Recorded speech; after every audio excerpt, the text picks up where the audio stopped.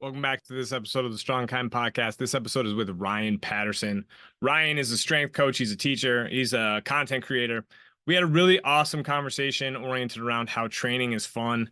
We got into some deep almost metaphysical and mental things oriented around training. But at the end of the day, we just both think that training is super beneficial practice for humans, and doing it well and enjoying the process really can make a difference. So Ryan was a great person to chat to.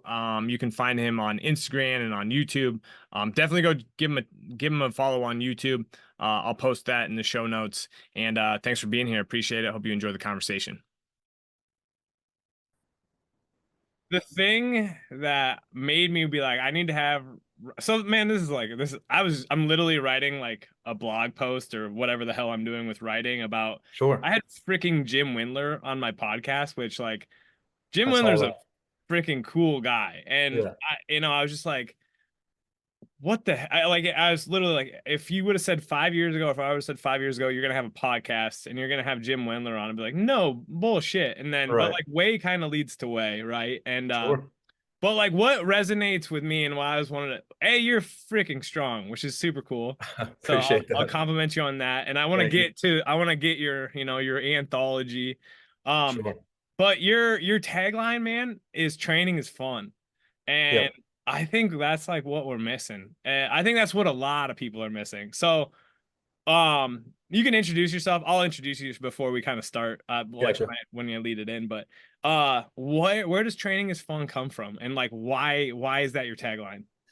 Man, I hope I don't let you down with this answer. And I'll preface this answer with and this is gonna this is gonna come out of left field, but like 10 years ago, when I was like just starting to watch YouTube as like a means of content, there's a guy, Boogie to 988. Do you know that name? No, Um, I'll look it up though.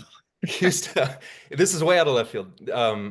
He used to Okay. be a really prevalent YouTuber, and now he's like, I don't know, he's really gone off the deep end. But he Yeah. would always say in his videos, and I'm going to give you one right here. He would go, "This is Boogie Tonight 88 coming at you live through the power of the internet." And I always thought that like I love the continuity between his videos, and Yeah. I love that like when you watch one of his videos at that time, it was like, "Hey, this is what this thing is." So ever Yeah. since then. I knew that if I ever wanted to create content, like when you watch what I'm doing, I want you to be a part of it and know that, like, okay, this is what the brand is. Yeah. So I don't know when I started doing this, like, I guess it's been a year and a half. I had bought a camera and I just filmed myself doing a workout. And then at the very end, on a whim, I was like, training is fun. And then I Yeah. turned the camera off. No, dude, that's the So best. yeah, that's where it came from. But like, obviously, like it meant something to me for me to say that in that moment, and Yeah. and it's it definitely resonates with me on a deeper level. But like that's how it came about. Dude, I have a super tangential mind. Like just shit comes out of it. I love that Boogie 2998 is kind of the, well, I think in our day and age, there's kind of a few different ways to go about trying to be like, and Will Rattel was on the podcast with a couple other guys, and he's like, people use influencer like a pejorative, right? And Right, like they make, and it's like, I want to, the reason I'm doing this is because it's actually allowed me to have a job. Like I went to physical therapy school basically because I right, thought strength and conditioning should be physical therapy, right? right, And I got way better results just helping people like get strong than trying to do kind of stupid stuff that right, was physical therapy. And I'm like, if I right, can share that with people and if it allows me to help people in a way and like just, support my family, it's like, this is sick. And if you have to influence people to do that, right? But right, in our day and age, it's kind of like people who are like trying to act like they've got it all figured out. And like, then they make people feel like bad. Like you give them FOMO and then you provide the solution, right? And right. um, but then the other way that I really look at it, like, or you can show your butt, which me and you, nobody cares about our butts. Maybe not. I mean, there might be some people out there, right? I've gotten some weird messages on Instagram, but I'd rather not talk about that. Yeah. But, or it's like you literally like build a brand and like you let people in on Right. your story. So I think that's really cool. I like that a lot. I appreciate that, man. So just tell me about, I think I dug into you a little bit. Operation Hambox. I'm literally looking at your page right now. But you like what's been your trajectory in the field of strength and conditioning? I know you were like you were powerlifting pretty Mhm. exclusively and then kind of got burnt out on that, which tends to happen. So Yeah. but like talk about your overarching journey. Okay. Dude, the strength and kindness name rings true. How awesome it is to, be asked about your story and have someone listen and be given the space to do that. So you're definitely living up to your title there. So I appreciate that. But Trying to. it starts way, way back when, man. It starts in my parents' basement. Like when you go down, you can go into the separate room and then you go down this like dark corridor and it's not even like lit, or it is now, but it wasn't back then. And luckily enough, my parents bought me a weight set one Christmas and had a lat pull down, had like one of those really thin barbells, Yep. had like the sand weights, you know what I mean? Yep. But Yep. that's all I needed. And at that time, I think I was watching like Ronnie Coleman, Branch Warren, and those kinds of guys on YouTube. And I was just having fun in my basement, working out with my friends. And like that, when you said way leads to way, like that was the beginning of the journey and me just falling in love with training. And then I would, I would give a lot of the credit to my high school strength and conditioning coach. Hmm. His name is Corey Dickerson at South Gwinnett High School. I got to train with him from 2009 to 2013.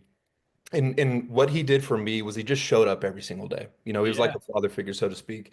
And every single day, he didn't let me do what I wanted to do, which was not work as hard as I could. Yeah. And I can like honestly, man, like when I'm training now, I can still hear his voice in my head. Like if I sit down, I can hear him say, "Dude, get up. What are you doing?" He made that big of an impact on me. And from there, I knew that because he made that impact on me, that resonated with me so deeply that he can like change the trajectory of my life, that I would want to do that for other people. And I knew that the link for me to do that is training. And so from there, I had the opportunity to play baseball at Armstrong State University, which was absorbed by Georgia Southern not too long ago. So it's not even like I played college baseball anymore. Um, You played college baseball. We're gonna give you that. What sure, I position did you appreciate play? that. There's a few videos floating around on YouTube, but like I can't even look at my stats anymore. But That's anyways, a bummer. that's What neither here position nor did you there. play? They stuck me in the outfield because I could hit. I Okay. couldn't play defense worth a shit, but I could swing Yeah. the bat. So you had to find a spot for Well, me. I just finished reading Moneyball, which I don't Okay, know. I of love course. Michael Lewis. And I love that movie, and I never read. I like. Well, anyway, baseball, freaking cool sport. Mhm. Moneyball, awesome story, and it also just kind of speaks. It's kind of like the same irrationality that like people go around. I love it because it's like people go around trying to fix their body when it's like the real thing you need to do is train your body, right? But we Right. look at the problem so irrationally, and it's the same thing with Mhm. baseball, right? Like anyway, I digress, but go back to where you're going with baseball and influencing people. No, that was a really interesting tangent that we could have pursued, but let's hop back on a little old me.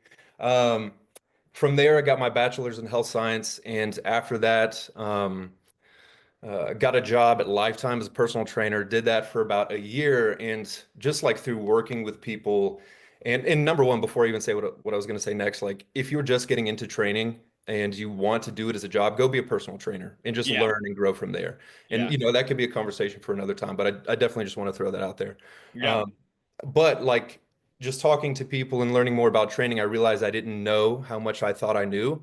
So from Hmm. there, got my master's in applied health and exercise science at Kennesaw State University. Did a couple of internships there, and then for a year after that, was a strength coach at Lamar County High School. Did middle school strength and conditioning. Then found my way back to South Gwinnett High School, where I'm at now. So Nice. that's the overarching journey of my training, journey. I like so. I mean, you're in a high school. Are you doing all ages, all sports, or what's that look like now? So actually, man, I when I left Lamar, I came back to South because the head baseball coaching position opened up. So I coached baseball for 2 years and just did special ed algebra, and I'm doing that currently right now. I'll actually be coaching weights next year, Okay. but I just wanted to coach baseball again, and so I had the opportunity to do that. My son was born 8 months ago, so Yeah. it took a stepped away from that, but that's how I got back to South Gwinnett. Nice. Is this your first kid? It is, man. Yeah, I gotta dude, I was my wife and he's basically 10 weeks old. I have a couple clients lifting in a powerlifting meet on Saturday, and I love them. They're not very far away, so I'm going there. And Awesome. I screwed up the dates because we were gonna go to my wife's in St. Louis with my baby, with my kid, and I'm like, I've been sad today. They left yesterday, and I've been like sad today. I Right. haven't experienced that shit yet. So Yeah, but man. it's wild, man. So it's good. It's Extremely just well. Yeah. it's wild, right? Yeah, it does something Um, to you. do you teaching is such a man, I just think we effed it up in this country. Like we should pay teachers. Teaching should be like such a prized job. And Sure. we've just like kind of undercut our educational system. Do you enjoy being a teacher? I'm assuming you do. I do, man. I like I said, it all kind of boils down to Viktor Frankl wrote something like in Man's Search of Meaning, he wrote, the salvation of humankind is in love and through love. Yeah. And so, like, teaching is an opportunity to just love on people day to Yeah. day. And Yeah. so, do I enjoy it? Yeah, because I get to go just do this, what we're doing right now, with kids. I get to Yeah. just talk shop and just be, and help guide them down the right path, I guess. Yeah. It's just a freaking hard job in our day and age, right? Like, It is. It's hard, but it's. I don't think it's as hard as people make it out to be. It's actually, I think it's honestly kind of easy and it's fun. So yeah, you that's just good. find enjoyment in it. I'm glad, like, I mean, that Viktor Frankl quote, that Man's Search for Meaning, I actually was contemplating starting that again in the near Dirty future. dog. It's fucking good. I It's mean, incredible. you, everybody, it was a philosophy class in college, and I got exposed to that book and then some Aldous Huxley. And this is the stuff that changes people's lives, and you don't even know Absolutely. it. Have you ever read Siddhartha by I have Herman Hesse? not. If you like Herman Hesse Siddhartha, another one of those Okay. it'll change your you'll want to reread it. But Okay. yeah, man, the search for meaning. Humans are meaning where we create meaning no matter what, right? So Right. creating positive meaning is really something that I'm a big proponent of. Right. Um, so let's talk about you've gotten into Olympic lifting. You were more of a powerlifting-esque guy. I was. And you're still beastly strong. So you can go back and powerlift it if you ever want to again, I'm sure. But I think I will at some point. well, yeah, I mean, there's no reason for a guy like you not to. I got some uh, more goals in powerlifting, but yeah, for now I'm on the Olympic lifting path, I guess. like let's talk about that. Like, the transition. How is that? I mean, you're beastly strong. How has the transition been? What have you enjoyed about like making that transition? That's a great question, man. I guess I'll start with the reason why like I stopped powerlifting because I Yeah, think there's some insight to be gained there.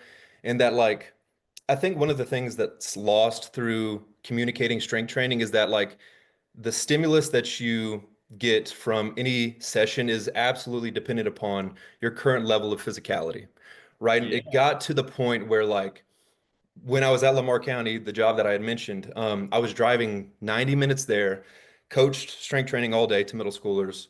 Then I would try to lift after school or like even in my lunch break and like trying to squat and deadlift and bench, weights that were pushing what I was physically capable of just became way too demanding. And yeah. so I thought that I needed to pivot because even though I loved this sport so much and pursuing strength, like I couldn't handle it at the time.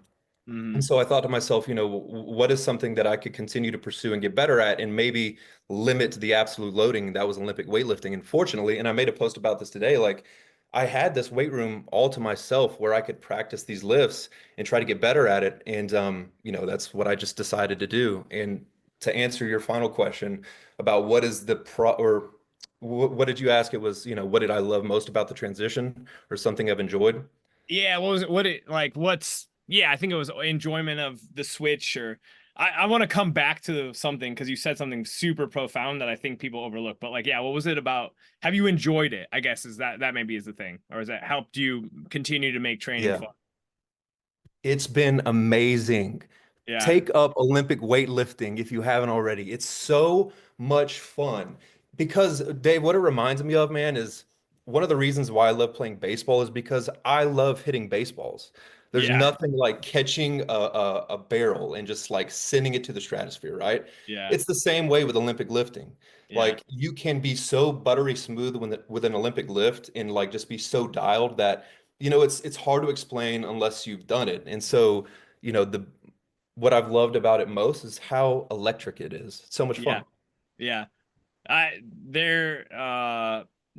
there is something about when you get a snatch, when you do a snatch well and you feel it, Oh, right? come on. And um yeah, and I think like what you mentioned there is like you got, because I coach. I'm like I'm like a theoretical lifter. My physical qualities are they're getting better at 36 Yeah. years old, but like this stuff didn't come easy to me. And I have a few athletes that they're power lifters, and it's they love to train. And it also, like, it's not to say that it came easy for them, but like you can tell like they picked it up quick, right? They knew Right. how to squat. Like I was the kid in the weight room that didn't know how to squat with a barbell on their back very quickly. And like looking back, it's like I could have helped me so much better.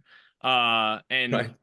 you talk about the mental side too, and I want to touch on that. But Sure. what I have been talking to a few of my people who just they love to freaking train, and it's like, Mhm. and they get so in the specificity side of it. And I'm like, well, here's the thing: it's like you pushing 90% on the regular is gonna Mhm. start to wear you down, Yep. right? And like the power of going through seasons and all, like having seasons where we work on Mhm. variations, because like you can push variations of lifts hard, but there's the relative stimulus is less, so Right. that you stay healthier, right? Yes. And like, Yes. and also you have to take your life into account. Like when you're Yes. driving a couple hours a day and you're having a lot of work stress or XYZ, Mhm. like that's stuff people should take into consideration, but Yep. we don't, right? Right. Because but like there's so many different schools of thought out there, and I think a lot of them are actually like really good. They're just like how you apply it, like um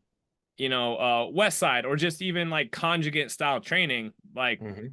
makes a lot of sense for a lot of people. I think it really actually can really work for kind of older guys who can't do a bunch of specific training anymore, or Right. XYZ, right? Or Right. and then you have like in the Olympic lifting space, people who are like, "Well, just go in and do the lifts," and it's like, yeah, I think if you can get away with that, and if you're most people, my biggest thing is basically, I think it was like a Jim Bros or whoever the heck it was, is like, just start 2 days a week.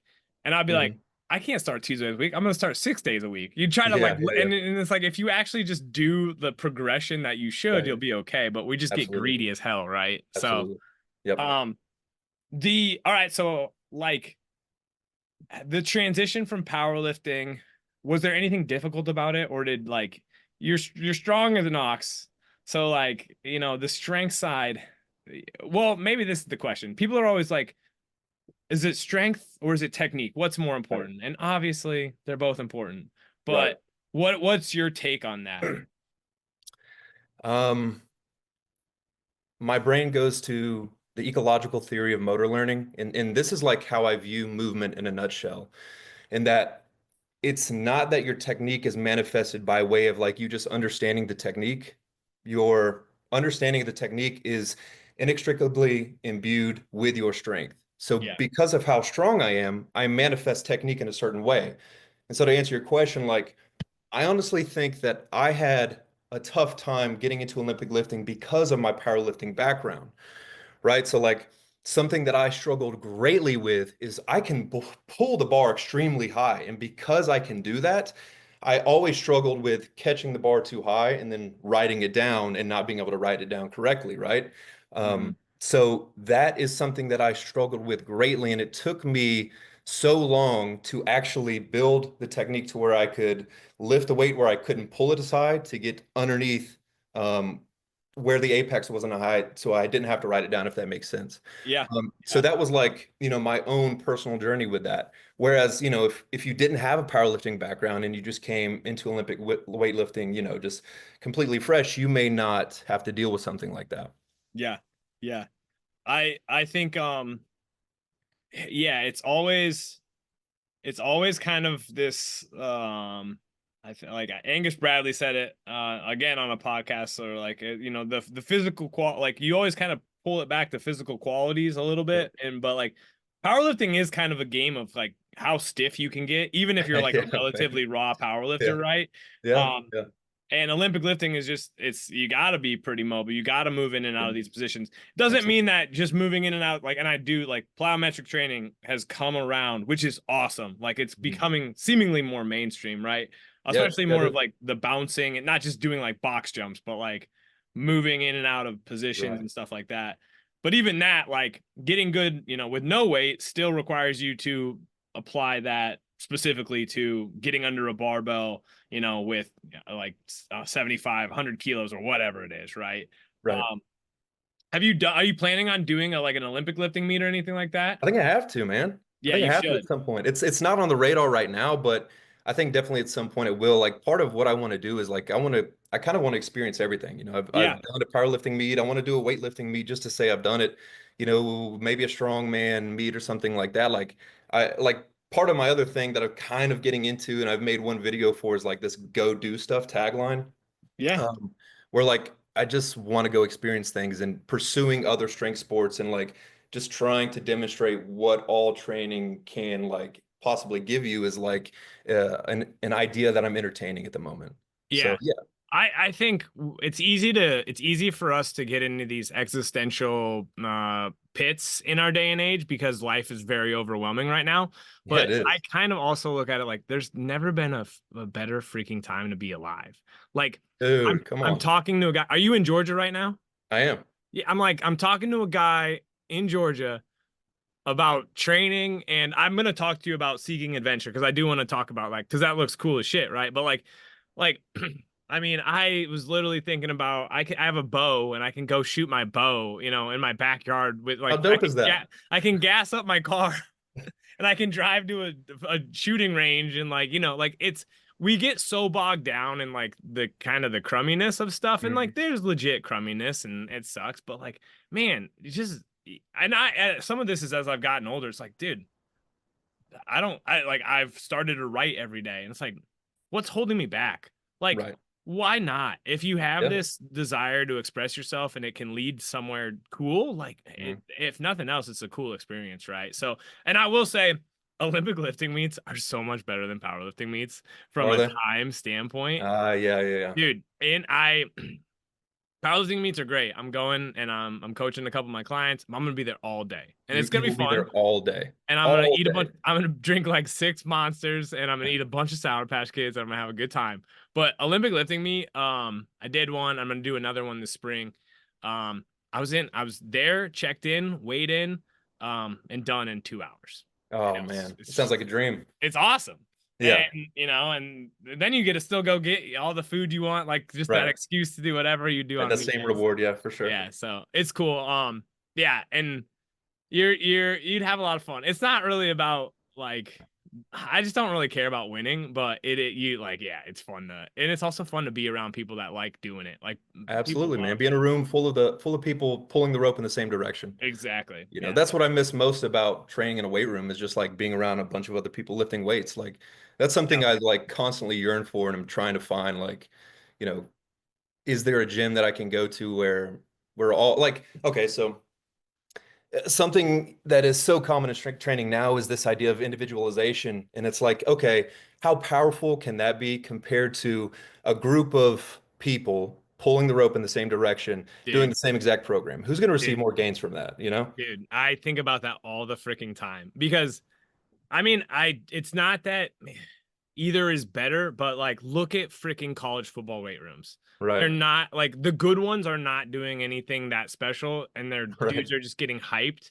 Yeah, man. and you're just freaking and like that's I really try to I want to talk about this because I think I think you definitely had a video on maximum intent right and like I think about visualization and I think those are mental tools that people Hmm. don't think about right and Yep.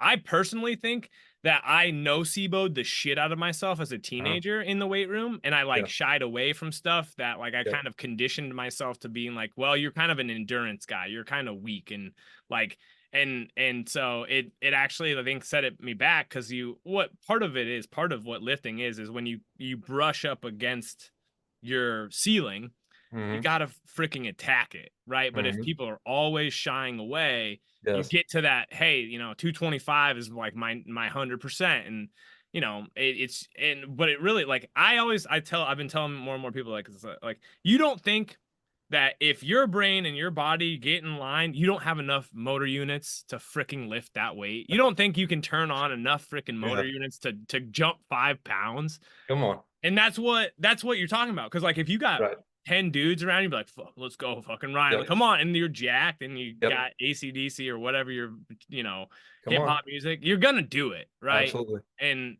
so Dave, do you have a probe in my mind? Right. Like you're saying all the things that I think right now. well, and that's what I so like go into yeah, because I think it's always kind of a balancing act between like cookie, like we're no, not cookies, we're making people soft and even I'm myself soft, and but like I just think even like from a rehab standpoint, from like people in pain, like people, we've just made people so afraid of pain. It's like, Hmm. I mean, you're gonna get some feedback from your body, right? Right. And the things that even help with that a lot of times are just being around your buddies. I have gotten the shit kicked out of me playing rugby and Yep. enjoyed it, right? Yes. And some of it's Yes. just knowing you're gonna be okay, right? But Right. like, talk about kind of what you were just saying, like, the training experience, like Mm. what's important, and maybe if you do have to train alone, how do you make that training experience fun and push yourself?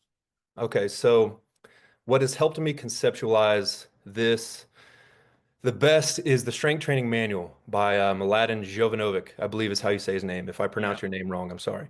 yeah, Um, he introduced me to the concept or the philosophy of phenomenology. And I am not going to go too in depth on this because I think I'd butcher it. But what I will say is that phenomenology is allowing the phenomena to reveal itself to you in a way that it should be revealing itself. You're not imparting your own biases onto it. And so what I mean by that is, okay, I'm going to go do a power clean, right? I am going to do the power clean in a way where like I can experience how it is. And so if I need to do the power clean with extreme aggression because I'm moving a barbell from the ground into a front rack and it can be extremely heavy, like shouldn't I attack that with the same aggressiveness that that exercise necessitates? And so I don't know how to like communicate that to other people, but um, that's what I'm constantly trying to find in my training is like, what is the best filter I can place in front of my eyes when I'm doing this exercise such that I'm doing it to the highest degree? yeah, And that's what I'm constantly searching for. And yeah. I don't know if that makes sense or not, but Dude, it's yeah, you're in my brain now because I've that book.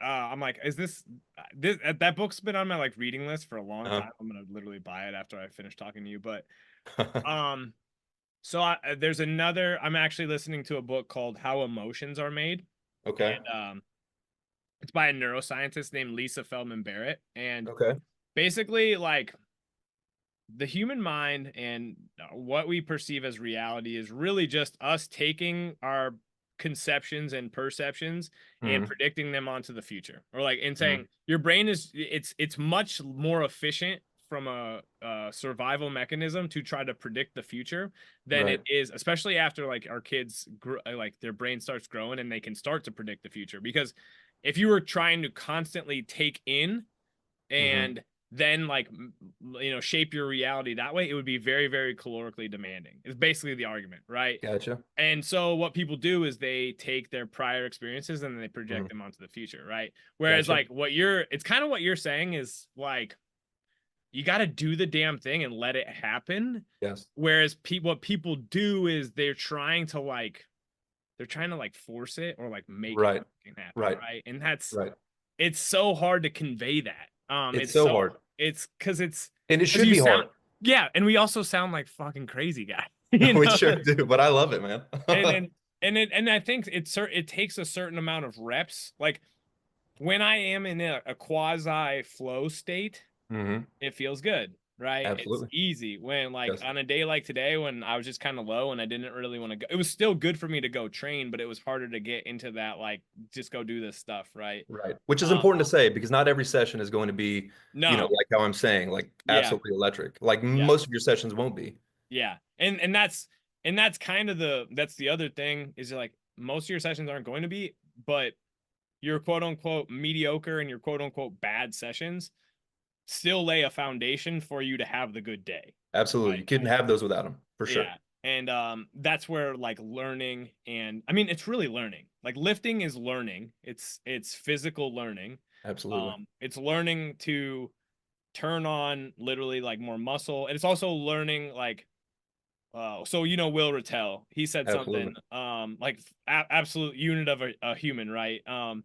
But he said, I asked him like, what is training about, or what is the purpose of the weights room? And he's like, to develop physical qualities. And it really, man, it's funny, but like you're not going to express a ton more strength until you put on, you're going to get some neurological gains, but then you got to put on some muscle, right? Mhm. And then you can express more of that strength, and then you can hopefully adapt and do the same thing over and over again. And I Mhm. think we've almost like conceptually, like the zeitgeist of the training world is like somehow trying to go around that simple fact, right? Right. And I think it's a disservice to a lot of people, right? Sure. Yeah. Um, you mentioned, because I think this is important, and I'm gonna bring it back. Man, I get Okay. really tangential, but like the personal training side, Mhm. and I'll tie this into the mental side a little bit later here. But Okay. why in your opinion is it so important to get that type of experience? The first experience I had doing the personal training gig was the first interview. I had to go out on the floor and I had to pick someone for like 10 minutes to try to get them to do a workout with me. And I failed like 6 times in a row. And like eventually I got someone to go work out with me because I think that they could tell that I was like defeated.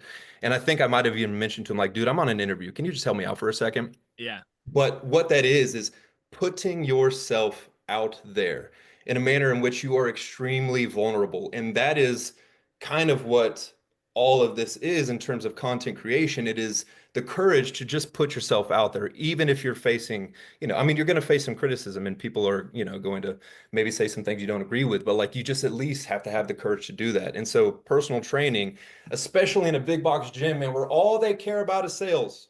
It's all yeah, they care about. They don't care about yeah. results. They care about how much money you're bringing in. You have to go talk to people every single day, and learning that communicative skill is extremely important. Yeah. No, I love that, because I mean, and I was talking, that's actually what me and a big piece of talking to Wendler earlier this week is like, I was an English major. Right. He was an English major. I was a history and political science major, right? And Gotcha. um and I was a CrossFit coach. I did personal training alongside that, and then I just also I worked as a nursing tech. I actually wrote about this last night. Like I was wiping Nice. people's butts Huh? and trying to figure out if I wanted to go to medical school or whatnot. And Right. Right. those skills are by far the most useful skills that I have acquired. Hmm. Hmm. Was just learning how to meet people and be myself, because I think Yep. people kind of try to transform into like somebody they're not. A lot of times it's Right. like be yourself. Yep. People can kind of tell when you're not being authentic, but yeah, man, that floor experience. I never had to do like big box personal training. Mhm. It was more like CrossFit. Hey, if you can bring in your own clients type of stuff. Right. Um, but yeah, man, that's also it's nerve wracking. But then you see that like, okay, I survived, right? And Yeah, absolutely. And I got decent at it too. Like I got more comfortable talking to people and it got to the point too where I'd be checking people in at the front desk like, "Hey, Jim, how you doing? What do you got yeah, going on today?" And like handing him a water bottle and slapping a towel over his shoulder and stuff like that. It just like yeah, got me more friendly and more approachable. So, yeah. Well, and being a positive or even like a neutral party in people's lives on a given day is can be really good, because like I mean yeah, in the hospital nobody wants to be in the friggin' hospital. If you go right. in there and you're generally kind and you try it, same thing at the gym. Like people kind of want to go to the gym hopefully, but still Mm. some people coming in and they're having a shit day or XYZ, Yeah, and you just smile and are yeah, nice. It's huge. It's like yeah, that's the type of fabric of society type of shit that I care about, that like I feel like yeah, we're man. slowly losing, right? So, okay, so but even then, because like from the mental side, or just Huh? like maybe visualization or like positive affirmations, I think Mm. I saw you talk about maybe talking to yourself positively or talking Yeah, about things optimistically. right. Um, what do you what are you a proponent of when it comes to that thing? Maybe you're coaching kids and you're telling them some stuff, like what's the things that people maybe either getting into lifting or they're experienced, or I also just hear a lot of lifters just negatively talk shit about themselves all the time. It's like, Right. stop doing that. Like, you're not Right. helping Yeah. yourself, right? No, you're not. You're not. I can tell you that the best that I've ever played when I was playing baseball, I'll put it this way, was when I was having the most fun. Yeah. And when I didn't allow any doubt to creep into my mind in terms of like, the worst I've ever played was when I was constantly thinking before a pitch, like, oh, I hope the ball doesn't come to me, or, like I'm up to bat and I'm like, oh my gosh, please just walk me, or things like that. You can't be successful that way. But it's like, again, approaching on the unexplainable in terms of how good you can be if you were to just like set yourself free and play with just just taking each moment in as it is and Yeah. not like thinking at all. If you Yeah. can find a way to inhabit that space, which is extremely difficult, it's Yeah. extremely difficult, but if you can find a way to do it, you don't ever want to leave and it will keep you coming back. So, like, I can't give you any advice on how to get there, but like, I can tell you that it exists. And if you can find a way to get there intermittently, that's a way forward for sure. Yeah. Dude, it's wild because I think about this all the time because I hate to go back to like my high school, like glory days type of shit, but like Why not? I was, I was like, I was coordinated and I was a good soccer player and I was good a runner. My senior year, like, and I'm gonna have like one of my buddies be like, Dave, that story's bullshit. But like I could catch stuff, I could catch everything. I was just Mhm. slow, right? Right. And one of my other buddies was like 6'6", 250, and I was like 5'9", 175 or 1.5. I was no, I wasn't that big. I was like 5'9", 155. But like we played like a split receiver and I caught everything all summer long. I had nothing to lose because it's like, Yep. hey, you're going against this big guy. Right. Nobody expects you to actually make the like start or whatever. And Right. I start and I'm going Yeah. right down the middle of the fucking field and I drop the first pass that comes to me. Yeah. And then you And it was spiral. then you spiral, right? Yep. And Yep. then and so as I've gotten older and older again, I've really tried to identify that pattern. Hmm. And I started playing morning basketball with a group of guys, and I hadn't played basketball in a long time. And I was still in shape, so I could still run. But anytime I Hmm. got the ball, I was afraid to shoot. And Yep. like Yep. a couple weeks ago, I'm just like, just fucking have fun, and I couldn't miss. I couldn't miss, and it's It's all like, about, man. and when you're in the moment and you're just Yep. having fun, and you're not hesitating, and like, I was a decent basketball player in like middle school and early high school, and then I just stopped playing, right? Hmm. But yeah, it's like how to put a ball in a hoop. Absolutely. Right? You know how to Yep. hit, like when you've done enough reps, you know how to put the bat on the ball. Hmm. You know how to throw the pitch, where you want it to some Yep. extent, but your brain gets in the way, right? Absolutely. And it's Yep. it's hard to get out of people because and it's also like nothing anybody can say is going to take you there, but people can definitely derail you Yes. negatively, right? Yes. You can only help yourself out of that hole, but other people can put you in it Yeah, for sure. yeah, it's Yeah. wild.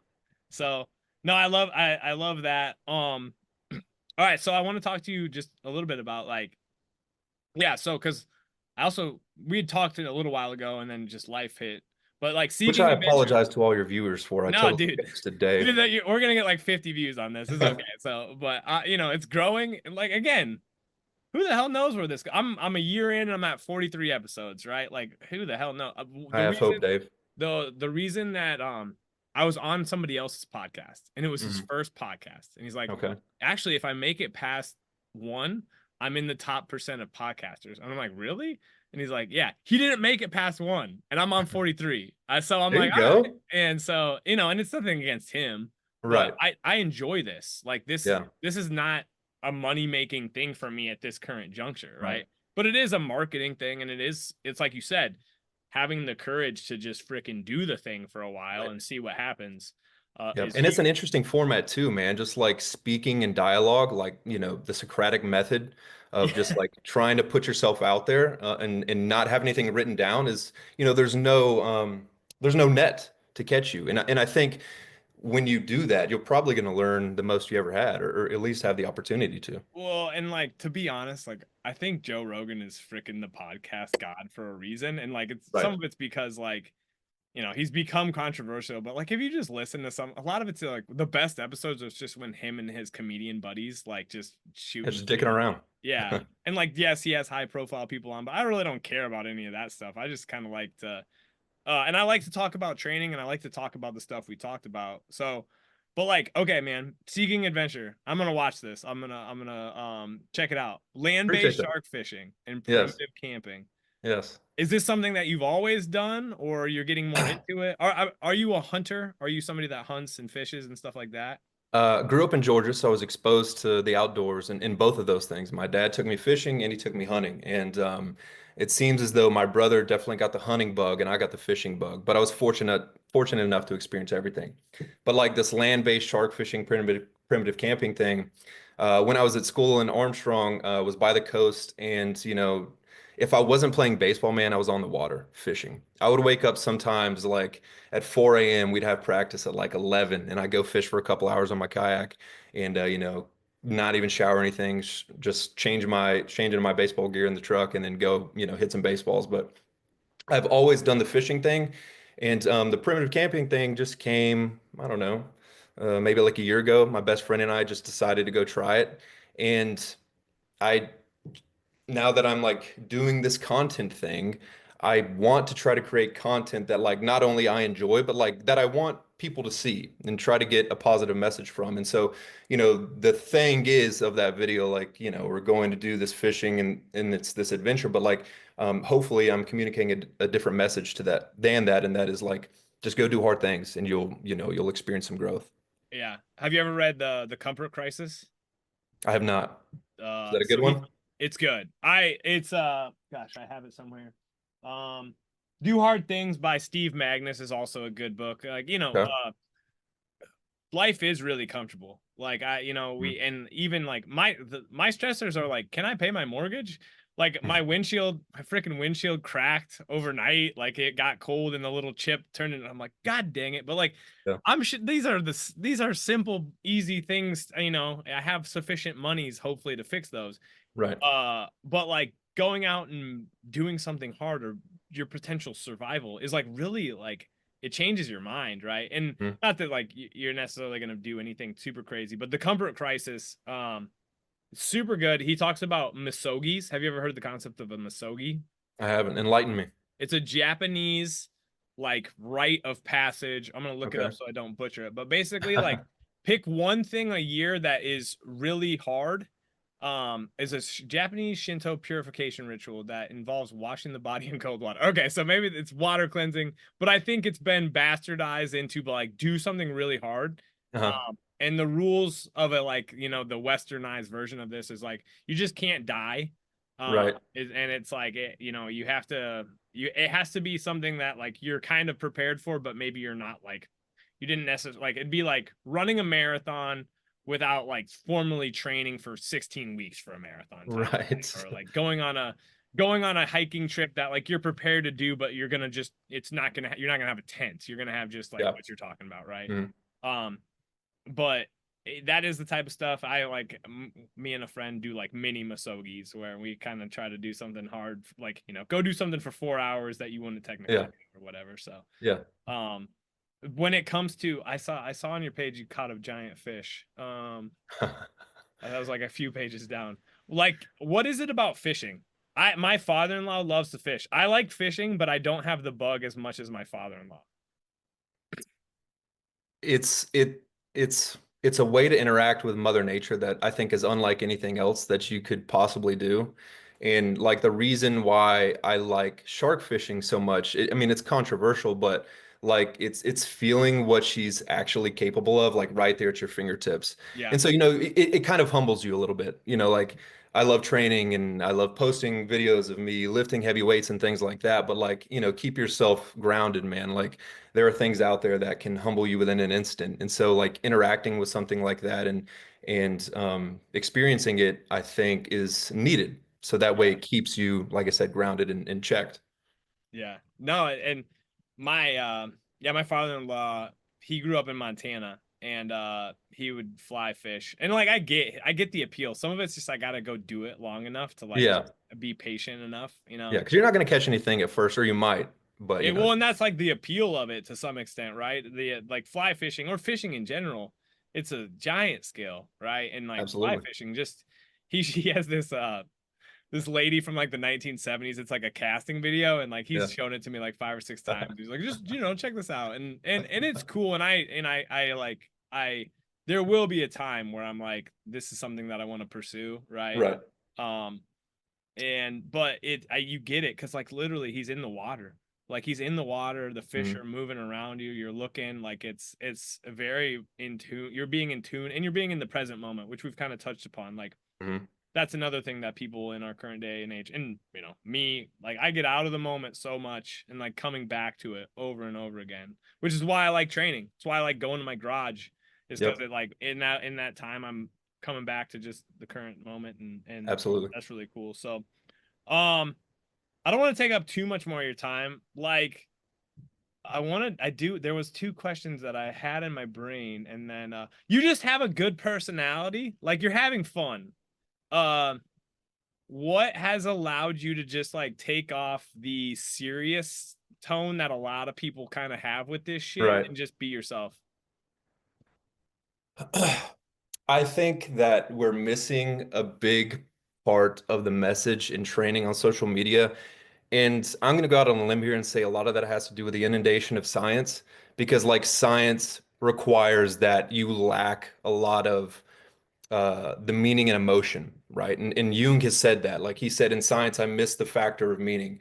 And so, like if you're communicating science how you should be, like a scientist can only have his emotion like help create his thesis, and then he has to go test it, and then that experiment can involve any of his emotion. And so, because that's the message that we're being given on social media, like I'm getting tired of it, man. Yeah. I'm getting so freaking tired of it that like I just wanted to try to paint training in a way where it's like it doesn't have to be that way. Even though like it's important that that message is communicated, it's just as important that we communicate the message of like your life isn't a science experiment. Yeah. It's not a controlled study. Like Yeah. you're actually living your life.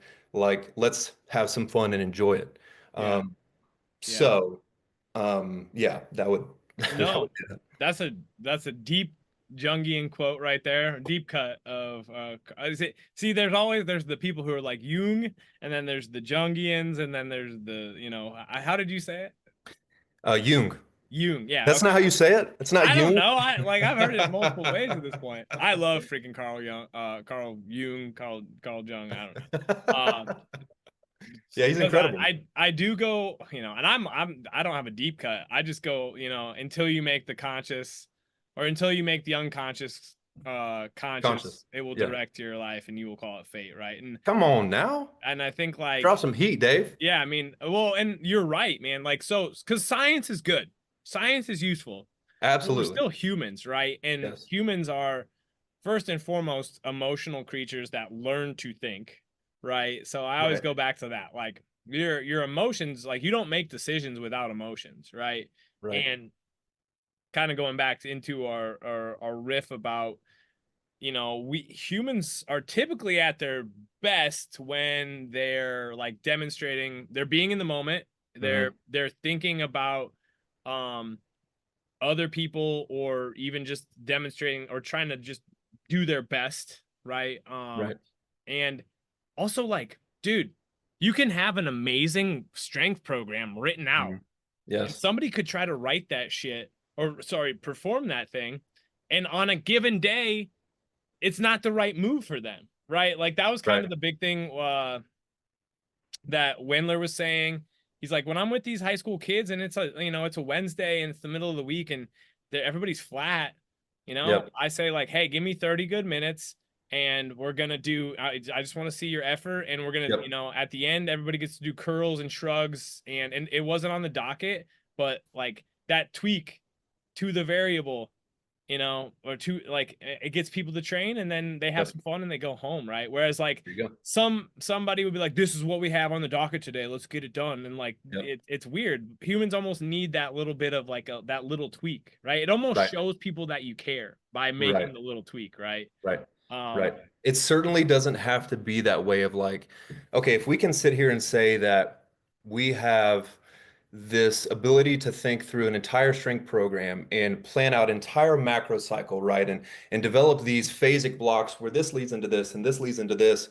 And I think that it's going to work because I did it this way. Like if we can say that and believe in that, then I think that we can also say that like the flip side of that would also work. And if we're going to Yeah. periodize for the chronic state, let's periodize for the immediacy of the moment as well. And so Yeah. like, you know, although I may have this entire program written out, like here's the way that I choose weights for the day, Dave. I show up and I think, okay, this feels good. I'm going to try to lift it. And I do Yeah. that every session. And that's Yeah. it. Yeah. That's pretty much it. Yeah. Well, and like, so because the flip side of it is people going too easy. People are like, well, we have to control for that, right? Right. Like the big knock against rate of perceived exertion is, well, people don't know what RPE 8 feels like.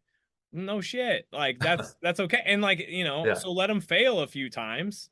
Or Hmm. and I'm not like I don't really care either way. We just have to try to gauge difficulty, right? And Right. people are already doing that. But like you're right. You know that you need to push yourself. You know that you like if you were showing up and you're like, lifting 60 kilograms when you can snatch 120, you're like, yeah, Right. that what the hell am I doing? Right. But Right. like, Right. Right.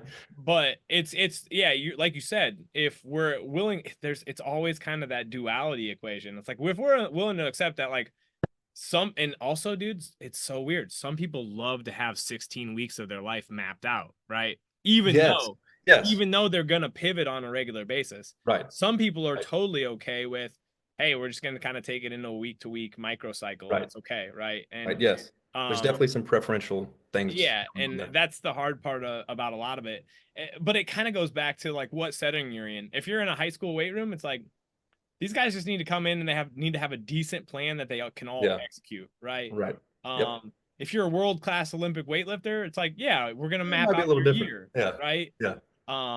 But people take that and then they're like, oh, I gotta emulate that, and it's like, no, you No, you no. don't, right? You So can't emulate that. Only that person can. exactly, and that's the other hard part about it. That's like why West Side is West Side, or why the Italian weightlifting system is the Italian weightlifting system, and Right. the freaking Bulgarian. Well, the Bulgarian one was because there was a lot of drugs being used, but um, yeah, man, I love that and I appreciate that so much. Absolutely. I like that's kind of where I'm gonna end it. I definitely want to have you back on in the near future, or not in the future at some point, and we can get more into the philosophical side of this stuff. But I would love to, um, man. I think we're jiving pretty hard on that. I think we could explore some good topics there. yeah, I don't want to keep you from your son and your family too much tonight. So tell people where they can find you.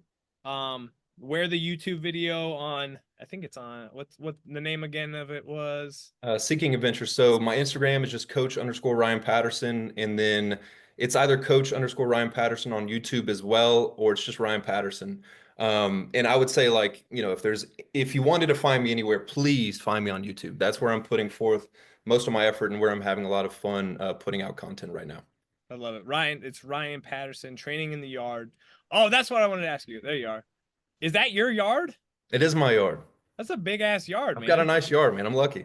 I That's live in the country, so you have access to more space out here. yeah, So it's nice. That's a big ass yard. You got to put out a lot. You got a lot of good stuff there. So, appreciate that, man. no, enjoy that yard. Having a nice big backyard has been really. I mean, we don't have a nice big back, but it's a good one. So, Yeah, it's no, man, awesome. I appreciate you coming on. I'll post this in the not too distant future, and I appreciate your time so much, and we'll do it again. Yeah, man. Cool. Appreciate you, Dave. Yeah, I have one thing to say. This mic has not been on this entire time. I just feel like it makes me feel like I have something to say. You know what I mean? Like dude. this, I don't feel as important, but if I bring this out, I feel like I'm about to drop some heat. You know what I mean? 100%. I like mine's up here and I can't see it. I need to move it There you closer. So go. like Automatically.